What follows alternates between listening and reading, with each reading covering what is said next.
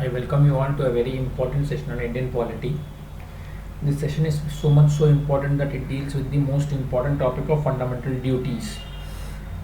Friends, it is a topic that can be placed at par with fundamental rights or DPSP or Panchayat Raj. It's of that importance.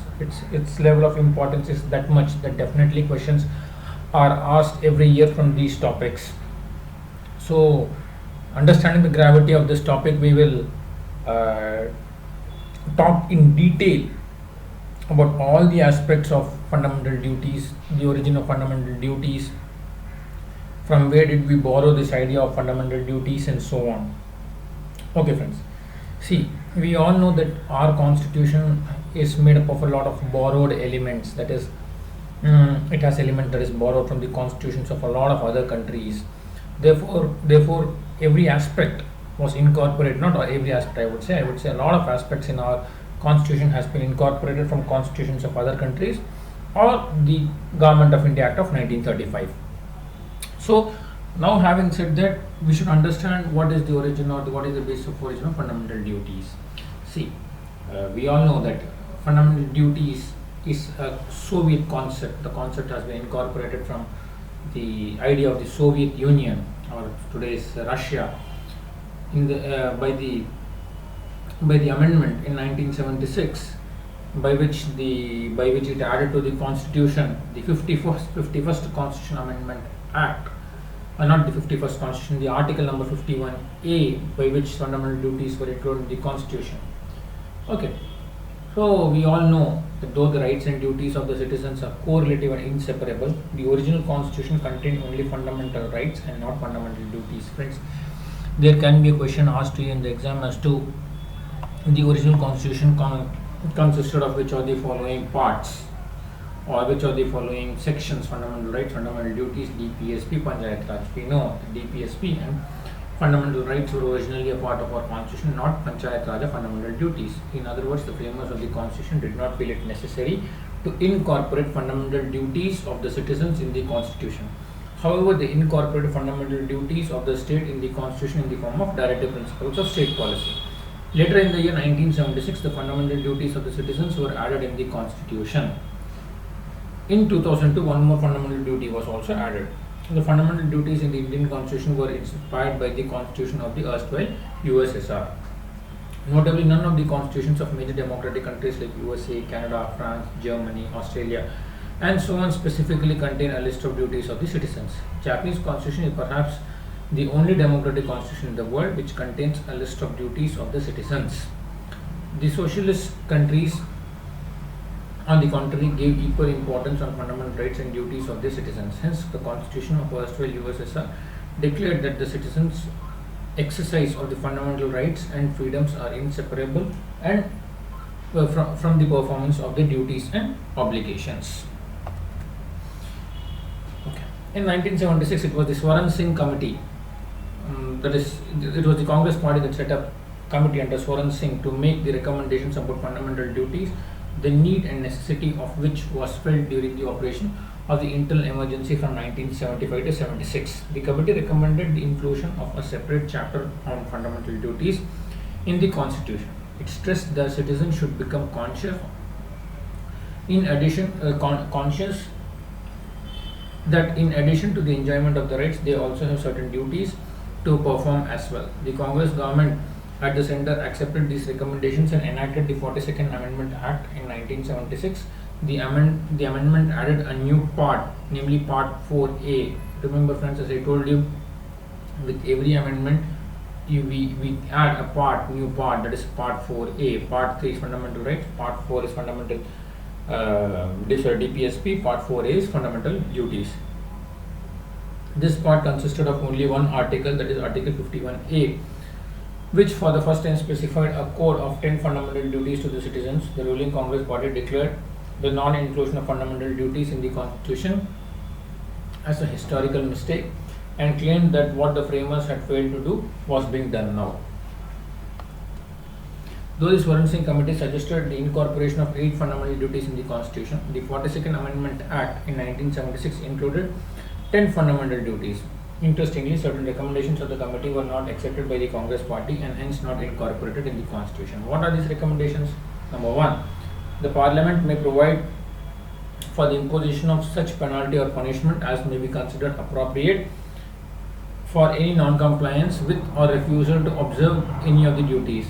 No law imposing such penalty or punishment shall be called in question in any court on the ground of infringement of any of the fundamental rights or on the ground of repugnancy to any other provision of the constitution.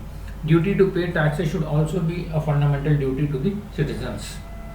Remember friends, the party in power wanted the fundamental duties to be fundamental. That is, in case the fundamental duties are not being fulfilled, the parliament had the power to penalize such non-compliance. Okay, but then those recommendations were not included. List of fundamental duties according to Article 51A. Number 1, it shall be the duty of every citizen to, number 1, to abide by the constitution and respect its ideals, the institutions, the national flag and the national anthem. Number 2, to cherish and follow the noble ideals that inspired the national struggle for freedom. Number 3, to uphold and protect the sovereignty, unity, integrity of India. Number 4, to defend the country and render national service when called upon to do so. Number 5, to promote harmony and the spirit of common brotherhood amongst all people of India, transcending religious, linguistic, regional or sectional diversities, and to renounce the practices derogatory to the dignity of women. To value and preserve the rich heritage of the country's composite culture, to protect and improve the environment including forests, lakes, rivers and wildlife, and to have a compassion for living creatures, to develop a scientific temper, humanism, the spirit of inquiry and reform, to safeguard public property and to abjure violence, to strive towards excellence in all spheres of individual and collective activity so that the nation constantly rises to higher levels of endeavor and achievement, and to provide opportunities for education of his child or ward between the age of 6 and 14 years. We all know that it was this duty which was added in the 86 Constitution Amendment Act of 2002 in the Right to Education Act of 2002. What are the features of the fundamental duties? The following points can be noted with regard to the characteristics of the fundamental duties. Number 1, some of them are moral duties while others are civic duties. For instance, cherishing the noble ideas of freedom struggle is a moral percept, and respecting the constitution and national flag, national anthem is a civic duty. They refer to such values which have been a part of Indian tradition, mythology, religion and practices. In other words, they essentially contain just a codification of the task integrated to the Indian way of life. Unlike some of the fundamental rights which extended to all persons, whether citizens or foreigners, fundamental duties are confined only to citizens and not extended to foreigners. Friends, please remember that fundamental duties are only for citizens, not foreigners. Like the directive principle, the fundamental duties are non-justiciable in nature. The Constitution does not provide for direct enforcement by courts. Moreover, there is no legal sanction against its violation. However, the Parliament is free to enforce them by suitable legislation. Now we come to the very important part of the fundamental duties, that is a brief or a very confined analysis. What is the criticism of fundamental duties? The fundamental duties mentioned in part 4A. It's part 4A, friends. I'm very sorry. Part 4A of the Constitution have been criticized on the following grounds. The list of duties is not exhaustive, as it does not cover other important duties like casting vote, paying taxes, family planning, and so on. In fact, duty to pay taxes was recommended by the Swaran Singh Committee. Some of the duties are vague, ambiguous, and difficult to understand by common man. For example, different interpretations can be given to the phrases like noble ideas, composite culture, scientific temper, and so on. These have been declared by the critics as a code of moral precepts. Due to their non-justiciable character, interestingly, Swaran Singh Committee had suggested for penalty or punishment for the non-performance of fundamental duties. Their inclusion in the Constitution was described by critics as superfluous. This is because the duties included in the Constitution as fundamental would be performed by people even though they were not incorporated in the Constitution. The critics said that the inclusion of the fundamental duties as an appendage to Part 4 of the Constitution has reduced their value and significance. They should have been added after part 3 so as to keep them at par with fundamental rights. Friends, please remember these points. These are very important main points.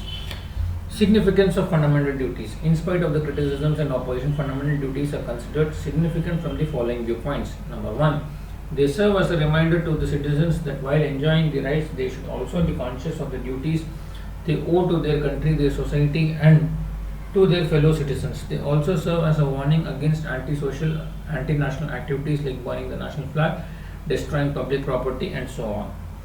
They serve as a source of inspiration to the citizens and promote a sense of discipline and commitment among them. They create a feeling that the citizens are not mere spectators but active participants in the realization of national goals. They help the courts in examining and determining the constitutional validity of a law. In 1992, the Supreme Court ruled that in determining the constitutionality of any law, if the court finds that the law in question seeks to give effect to fundamental duty, it may consider such a law reasonable in relation to Article 14 or Article 19 and thus save the such law from being declared as unconstitutional. They are also enforceable by law, hence the Parliament can provide for the imposition of appropriate penalty or punishment for failure to fulfill any of these laws. Moving on. H.R. Gokhale, the then Law Minister, gave the following reason for incorporating the fundamental duties in the Constitution. After 26 years of the inauguration in post-independent India, particularly on the eve of emergency in June 1975, a section of people showed no anxiety to fulfill their fundamental obligations of respecting the established legal order. The provisions of the chapter on fundamental duties would have a sobering effect on these restless spirits who have had a host of anti-national, subversive and unconstitutional agitations in the past. Mrs. Indira Gandhi, the then Prime Minister, justified the inclusion of fundamental duties in the Constitution and argued that their inclusion would help to strengthen the democracy. She said, the moral value of fundamental duties would be not to smoother the rights but to establish a democratic balance by making the people conscious of their duties equally as they are conscious of their rights. The opposition in the Parliament strongly opposed the inclusion of fundamental duties in the Constitution by the Congress government. However, the new Janata government headed by Mr. Morarji Desai in the post-emergency period did not annul the fundamental duties. Notably, the new government sought to undo many changes introduced in the Constitution by the 42nd Amendment Act through the 43rd Amendment Act and the 44th Amendment Act. This shows that there was eventual consensus on the necessity and the desirability of including the fundamental duties in the Constitution. This is more clear with the addition of one more fundamental duty in 2002 by the 86th Amendment Act. What was the Verma Committee observation? The Verma Committee on the Fundamental Duties of the Citizens in 1999 identified the existence of legal provisions for the implementation of some of the fundamental duties. What were the recommendations? Number 1. Prevention of the Insults to National Honor Act of 1971 prevents disrespect to the Constitution, the national flag and the national anthem. The various criminal laws in force provide for the punishment for encouraging enmity between different sections of the people on the ground of language, race, place of birth, religion and so on. Protection of Civil Rights Act of 1955 provides for the punishment for offences related to caste and religion. The Indian Penal Code declares the imputations and assertions prejudicial to the national integration as punishable offences.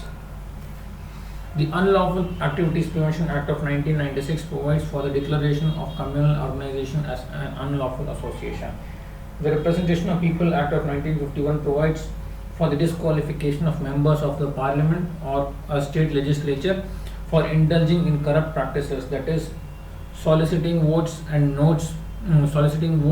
the ground of religion and promoting enmity between the different sections of people on the grounds of caste, race, religion, language and so on. The Wildlife Protection Act of 1972 prohibits trade in rare and endangered species.